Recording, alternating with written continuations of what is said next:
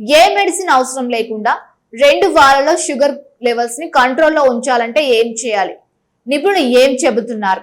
Hello friends, welcome back to our channel. ఈ రోజు మనం మాట్లాడుకోబోయే విషయం కోట్లాది మంది భారతీయులకు సంబంధించిన అత్యంత ముఖ్యమైన ఆరోగ్య సమస్య, డయాబెటిస్. ఒకప్పుడు అరుదుగా కనిపించిన ఈ వ్యాధి ఇప్పుడు ప్రతి ఇంట్లో కనిపిస్తోంది. కొందరికి షుగర్ బోర్డర్ లో ఉంది, కొందరికి కొత్తగా డయాబెటిస్ వచ్చింది, మరికొందరికి సంవత్సరాలుగా మందులు వాడుతూనే ఉన్నారు. అయితే ఒక ప్రశ్న చాలా మందిని వెంటాడుతోంది: బ్లడ్ షుగర్ ను సహజంగా కంట్రోల్ చేసుకోవచ్చా? కేవలం జీవనశైలి మార్పులతో 2 వారాల్లోనే బ్లడ్ షుగర్ లెవెల్స్ లో మార్పులు చూడవచ్చా?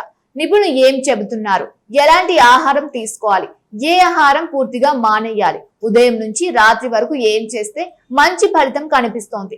ఈ వీడియోలో పూర్తి వివరాలు తెలుసుకుందాం. కాబట్టి ఈ వీడియోని చివరి వరకు తప్పకుండా చూడండి. ఎందుకంటే చివరిలో డయాబెటిస్ ఉన్నవారు ప్రతిరోజు పాటించాల్సిన ఒక సింపుల్ డైలీ రొటీన్ కూడా చెప్పబోతున్నాం.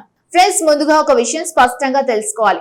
డయాబెటిస్ అనేది కేవలం బ్లడ్ లో చక్కెర పెరగడం మాత్రమే కాదు. ఇది మన శరీరంలోని అనేక అవయవాలపై కూడా ప్రభావం చూపే ఒక జీవనశైలి వ్యాధి.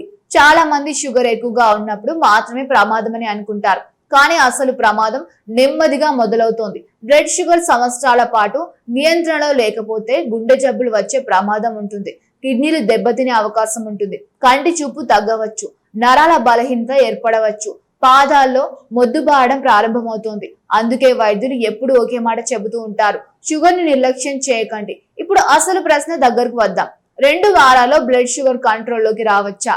నిపుణుల అభిప్రాయం ప్రకారం కొన్ని జీవనశైలి మార్పులు వెంటనే ప్రారంభిస్తే 2 వారాల్లోనే గణనీయమైన మార్పులు కనిపించే అవకాశం ఉంది. అయితే ఇది వ్యక్తి ఆరోగ్య పరిస్థితి, వయసు, ఆహారపు అలవాట్లు, బరువు, డయాబెటిస్ తీవ్రతపై ఆధారపడి ఉంటుంది. మొదటిగా మనం మాట్లాడుకోవాల్సింది ఆహారం గురించి. ఎందుకంటే డయాబెటిస్ కంట్రోల్లో ఆహారమే ప్రధాన పాత్ర పోషిస్తోంది. చాలా మంది ఉదయం టీతో బిస్కెట్లు, మధ్యాహ్నం తెల్ల బియ్యం, సాయంత్రం స్నాక్స్, రాత్రి మళ్ళీ అధిక కార్బోహైడ్రేట్స్ ఉన్న ఆహారం తీసుకుంటారు. ఇలాంటి ఆహారపు అలవాట్లు బ్లడ్ షుగర్ ను వేగంగా పెంచుతాయి. ప్రత్యేకంగా షుగర్ డ్రింక్స్ గురించి మాట్లాడుకోవాలి. కోల్డ్ డ్రింక్స్, ప్యాక్డ్ జ్యూస్లు, అధిక చక్కెర కలిగిన టీలు, కాఫీలు ఇవన్నీ బ్లడ్ షుగర్ ను ఒక్కసారిగా పెంచుతాయి. మీరు నిజంగా 2 వారాల మార్పు చూడాలనుకుంటే మొదటి రోజే వీటిని గుడ్ బై చెప్పాలి. ఇప్పుడు వైట్ రైస్ గురించి మాట్లాడుకుందాం. మన తెలుగు రాష్ట్రాల్లో అన్నం ప్రధాన ఆహారం, కానీ అధిక పరిమాణంలో తెల్ల బియ్యం తినడం వల్ల బ్లడ్ షుగర్ వేగంగా పెరుగుతోంది. అందుకే పరిమాణాన్ని తగ్గించడం చాలా ముఖ్యం. పూర్తిగా మానేయలేకపోతే కనీసం పరిమితంగా తీసుకోవాలి. వైట్ బ్రెడ్ కూడా ఇదే విధంగా ప్రభావం చూపుతోంది. చాలా మంది ఆరోగ్యకరమైన ఆహారం అనుకుని బ్రెడ్ తింటారు, కానీ సాధారణ వైట్ బ్రెడ్ లో ఫైబర్ తక్కువగా ఉంటుంది. దీంతో రక్తంలో చక్కెర వేగం పెరుగుతూ ఉంటుంది. ఇప్పుడు ఫైబర్ గురించి మాట్లాడుకుందాం. డయాబెటిస్ కంట్రోల్లో ఫైబర్ ఒక అద్భుతమైన ఆయుధం. కూరగాయలు, ఆకుకూరలు, గింజలు, పప్పులు ఇవి ఎక్కువగా తీసుకుంటే ఆహారం నెమ్మదిగా జీర్ణమవుతుంది. దీంతో బ్లడ్ షుగర్ ఒక్కసారిగా పెరగదు. ఫ్రెండ్స్, ఒక సింపుల్ ఉదాహరణ తీసుకుందాం. ఒక ప్లేట్ అన్నం మాత్రమే తింటే బ్లడ్ షుగర్ త్వరగా పెరుగుతోంది.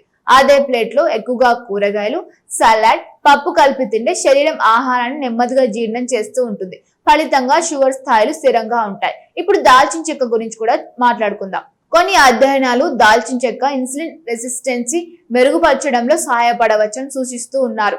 ఉదయాన్నే గోరువెచ్చని నీటిలో కొద్దిగా దాల్చిన చెక్క కలిపి తాగడం కొందరికి ఉపయోగకరంగా ఉండవచ్చు. అయితే దీనిని మందులకు ప్రత్యామ్నాయంగా భావించకూడదు. మరో ముఖ్యమైన అంశం కాంప్లెక్స్ కార్బోహైడ్రేట్స్. చాలా మందికి ఈ పదం కొత్తగా ఉండవచ్చు. సింపుల్ గా చెప్పాలంటే నెమ్మదిగా జీర్ణమయ్యే కార్బోహైడ్రేట్స్. ఉదాహరణకు ఓట్స్, మిల్లెట్స్, కొన్ని రకాల ధాన్యాలు. ఇవి శక్తిని నెమ్మదిగా విడుదల చేస్తాయి. దీంతో బ్లడ్ షుగర్ లో ఆకస్మిక మార్పులు తగ్గుతాయి. ఇప్పుడు వ్యాయామం గురించి కూడా మాట్లాడుకుందాం. చాలా మంది జిమ్ కు వెళ్ళాలి అనుకుంటారు, గంటల తరబడి వ్యాయామం చేయాలి అనుకుంటారు. కానీ నిపుణులు చెప్పేది చాలా సింపుల్. ప్రతి భోజనం తర్వాత కనీసం 20 నిమిషాల పాటు నడవండి, అంతే. భోజనం తర్వాత నడక ఎందుకు ముఖ్యమంటే మనం తిన్న ఆహారం నుంచి వచ్చిన గ్లూకోజ్ ను శరీరం శక్తిగా ఉపయోగించుకోవడానికి ఇది సహాయపడుతుంది. కాబట్టి ఫలితంగా బ్లడ్ షుగర్ స్థాయిలు తగ్గే అవకాశం ఉంటుంది.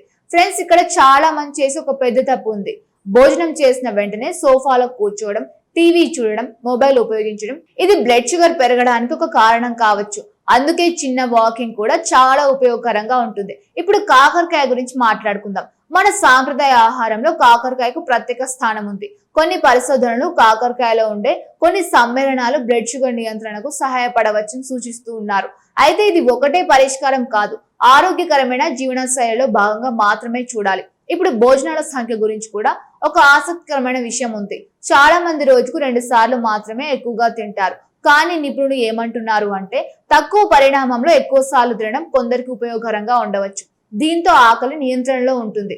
బ్లడ్ షుగర్ లో పెద్ద హెచ్చు తగ్గులు ఉండవు. అయితే ఇది ప్రతి ఒక్కరికి ఒకే విధంగా పనిచేయకపోవచ్చు. అందుకే వ్యక్తిగత అవసరాలకు అనుగుణంగా వైద్యుల సలహా తీసుకోవడం మంచిది. మరో ముఖ్యమైన అంశం నిద్ర. చాలా మంది దీనిని పట్టించుకోరు. కానీ సరైన నిద్ర లేకపోతే హార్మోన్ల సమతుల్యత దెబ్బతింటుంది. ఫలితంగా బ్లడ్ షుగర్ కూడా ప్రభావితం కావచ్చు.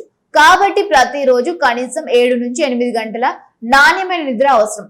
అలాగే ఒత్తిడి కూడా ఒక ప్రధాన కారణం. మానసిక ఒత్తిడి ఎక్కువగా ఉంటే శరీరంలో కొన్ని హార్మోన్లు విడుదలవుతూ ఉంటాయి. ఇవి బ్లడ్ షుగర్ ను పెంచే అవకాశం ఉంది. అందుకే ధాన్యం, యోగా, శ్వాస వ్యాయామాలు వంటి వాటిని అలవాటు చేసుకోవడం మంచిది. ఇప్పుడు ఒక 2 వారాల సింపుల్ ప్లాన్ గురించి మాట్లాడుకుందాం. ఉదయం లేవగానే గోరువెచ్చని నీరు తాగాలి. ఆరోగ్యకరమైన బ్రేక్ఫాస్ట్ చేయాలి. షుగర్ డ్రింక్స్ పూర్తిగా మానేయాలి. ప్రతి భోజనం తర్వాత నడవాలి.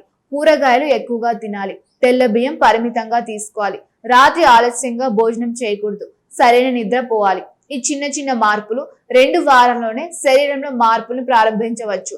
కొందరిలో బ్లడ్ షుగర్ స్థాయిలు మెరుగుపడవచ్చు. బరువు తగ్గడం ప్రారంభమవుతుంది. శక్తి పెరుగుతుంది. అలసట తగ్గుతుంది. అయితే చాలా ముఖ్యమైన హెచ్చరిక, ఇప్పటికే డయాబెటీస్ మందులు వాడుతున్న వారు వైద్యుల సలహా లేకుండా మందులు ఆపకూడదు. జీవనశైలి మార్పులు చాలా ఉపయోగకరమైనప్పటికీ వైద్య చికిత్సకు ప్రత్యామ్నాయం కాదు. ఫ్రెండ్స్, డయాబెటీస్ కు భయపడాల్సిన అవసరం లేదు. కానీ నిర్లక్ష్యం చేయకూడదు. సరైన ఆహారం, సరైన వ్యాయామం, సరైన నిద్ర, సరైన జీవనశైలి ఉంటే బ్లడ్ షుగర్ ను చాలా వరకు నియంత్రణలో ఉంచుకోవచ్చు. మరి మీకు లేదా మీ కుటుంబ సభ్యులకు డయాబెటీస్ ఉందా? మీరు ఏ జాగ్రత్తలు పాటిస్తున్నారు? కామెంట్లో తప్పకుండా తెలియజేయండి. సమాచారం ఉపయోగకరంగా అనిపిస్తే మీ కుటుంబ సభ్యులకు మరియు స్నేహితులతో షేర్ చేయండి. వీడియో నచ్చితే లైక్ చేయండి. మా హెల్త్ మంత్ర ఛానల్ ను సబ్స్క్రైబ్ చేసుకోండి. బెల్ ఐకాన్ ప్రెస్ చేయడం మర్చిపోకండి. ఇలాంటి ఆరోగ్య సమాచారంతో మళ్ళీ మీ ముందుకు వస్తాం. అప్పటి వరకు ఆరోగ్యంగా ఉండండి, జాగ్రత్తగా ఉండండి. Thank you for watching.